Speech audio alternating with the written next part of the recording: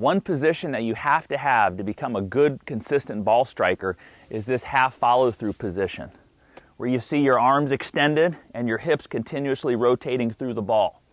All good players, PGA or LPGA Tour, they all achieve this position. So what I suggest you do is practice hitting shots with nothing more than that position in mind.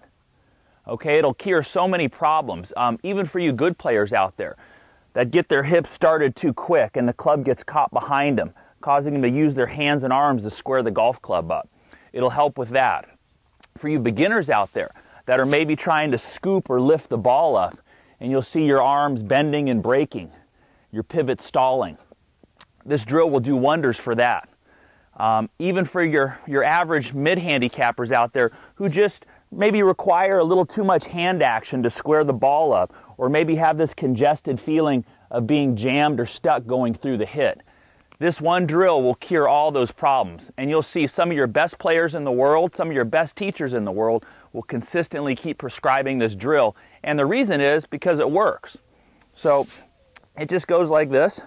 You get set, I'm using a 9-iron here, and you just hit shots thinking nothing more than just being able to stop and hold your follow through in this position. Some of the key spots are my arms are connected to my chest but fully extended. My weight is forward, and you can see here my hips have taken me around the corner here to a position just about waist high where I've got full extension through the golf ball.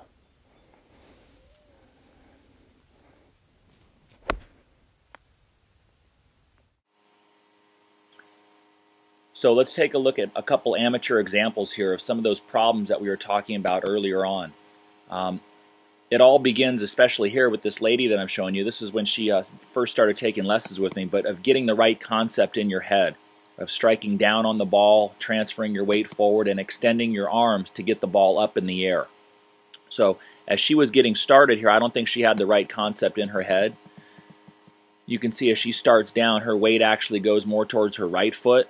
Her hands and arms kind of throw the club away. And you can see the biggest flaw here is she's definitely trying to help this ball up into the air with her wrist and her arms. And it did not happen. This ball was topped. One thing to take note here is you watch as she gets down into the hitting area. If we look at her golf club just before she's about to make contact, it bottoms out about 4 inches behind the golf ball. Okay? And two things will happen. Sometimes she'll hit the ground back there and she'll chunk the ball and hit it fat and it'll hurt. But on this particular swing, she pulled her arms up and she ended up topping the ball.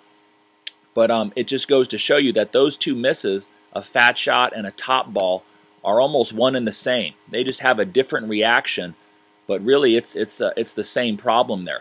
The low point occurring before the golf ball, not enough weight forward, not having your hands forward, and forcing you to have to pull your arms up through the shot. And on the other side here we have, this is actually the late great Bernie Mac before he passed away.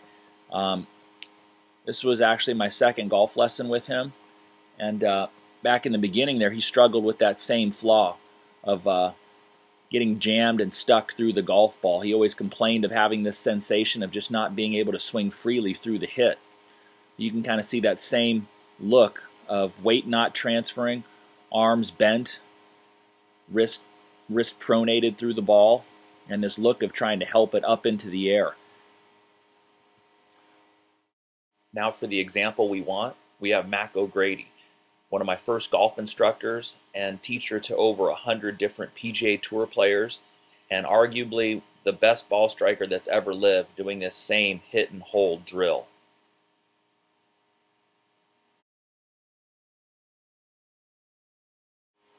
As we look at it slowly, some things to take note here is of exactly what I would say would be some of the sensations is as he starts his downswing, you're going to see an aggressive move to transfer his weight towards his forward foot. So you notice how much hip slide there, how much his left knee works to the outside of his left foot. That has a big lateral move forward as his weight pushes into the ground at the same time. And as he gets down into the hitting area, you're going to see he's going to get his hands in front of the golf ball so much so that the shaft is actually bending and flexing as he compresses that ball into the ground. But he's not done there. He's going to keep pushing his hips forward and turning. and extending his arms up into a full finish.